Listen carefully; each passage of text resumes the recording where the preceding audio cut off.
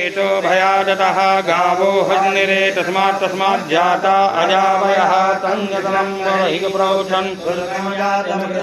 तेन देवा अयजन्त साध्यादिघयसजे जित्पुरुखं वरदुः गतिधाव्यकल्पयन्नामुखाङ्गिमस्याशिर्गं बाहु किमूरोपादा उच्येते ब्राह्मणो समकमासीद्बाहु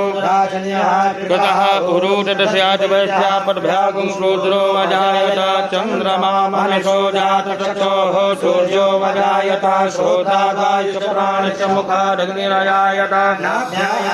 गन्धर्क्षगं तीस्रो देवः समवतत पद्भ्यां भूमिदिशः श्रोता तथा लोका अकल्पयन्ना जड्वृथेन हलिखा देवायुधमतन्वत वसन्तो स्यासीराजगृह्मणः सप्ताशासन् परिधयस्त्रिः सप्तसमिदाः गताः देवाजितन्दनवाना अवधनन् परखं वशं जिन्नेन जन्मयन्त देवास्तानि धर्माणि प्रथमान्यासन्ना महिमानः सन्तपूर्वे साध्याः सन्ति देवाः अद्यः संहतः पृथिव्यैरसाच्च विश्वकर्मणः समवदताग्रे तस्य दष्टाभिररूपमेति तन्मतस्य देवत्वमा